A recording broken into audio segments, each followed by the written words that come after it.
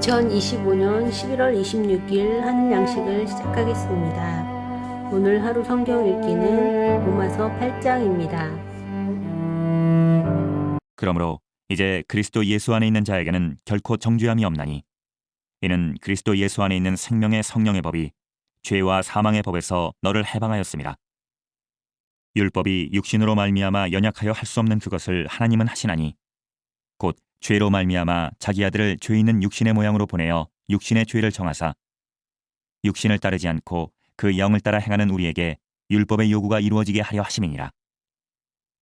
육신을 따르는 자는 육신의 일을, 영을 따르는 자는 영의 일을 생각하나니 육신의 생각은 사망이요 영의 생각은 생명과 평안이니라.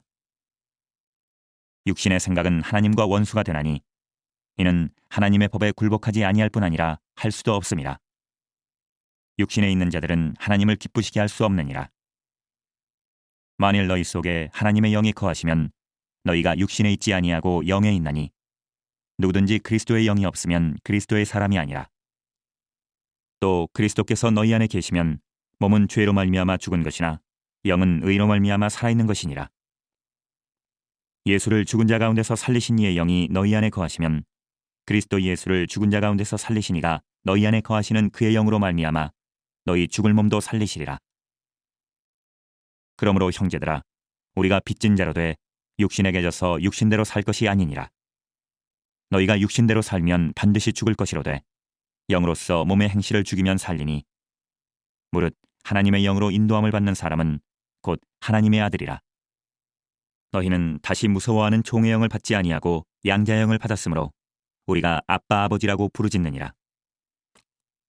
성령이 친히 우리의 영과 더불어 우리가 하나님의 자녀인 것을 증언하시나니 자녀이면 또한 상속자 곧 하나님의 상속자요 그리스도와 함께한 상속자니 우리가 그와 함께 영광을 받기 위하여 고난도 함께 받아야 할 것이니라. 생각하건대 현재의 고난은 장차 우리에게 나타날 영광과 비교할 수 없도다. 피조물이 고대하는 바는 하나님의 아들들이 나타나는 것이니 피조물이 허무한 데 굴복하는 것은 자기 뜻이 아니요 오직 굴복하게 하시는 이로 말미암음이라.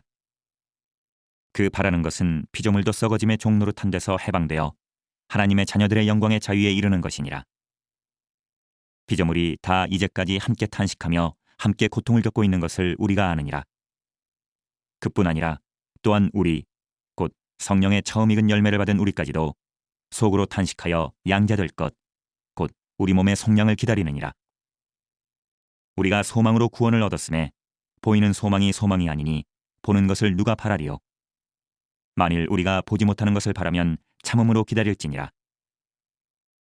이와 같이 성령도 우리의 연약함을 도우시나니 우리는 마땅히 기도할 바를 알지 못하나 오직 성령이 말할 수 없는 탄식으로 우리를 위하여 친히 간구하시느니라.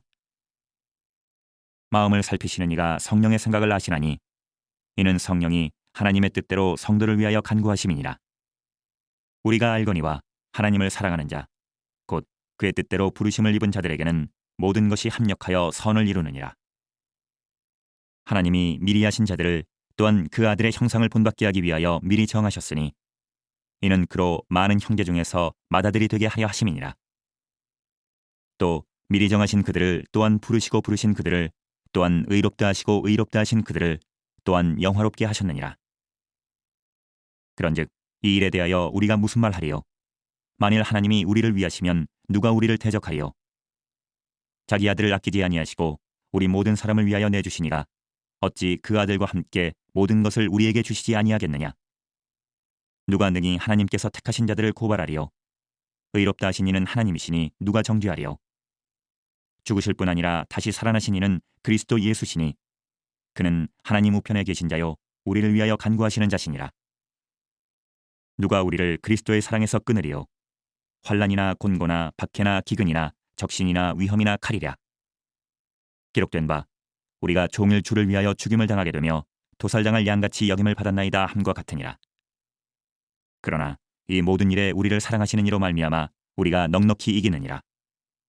내가 확신하노니 사망이나 생명이나 천사들이나 권세자들이나 현재일이나 장래일이나 능력이나 높음이나 깊음이나 다른 어떤 피조물이라도 우리를 우리 주 그리스도 예수 안에 있는 하나님의 사랑에서 끊을 수 없으리라. 하늘 양식의 성경 말씀은 베드로전서 4장 7절에서 11절 말씀입니다. 만물의 마지막이 가까이 왔으니 그러므로 너희는 정신을 차리고 근신하여 기도하라. 무엇보다도 뜨겁게 서로 사랑할지니 사랑은 허다한 죄를 덮느니라.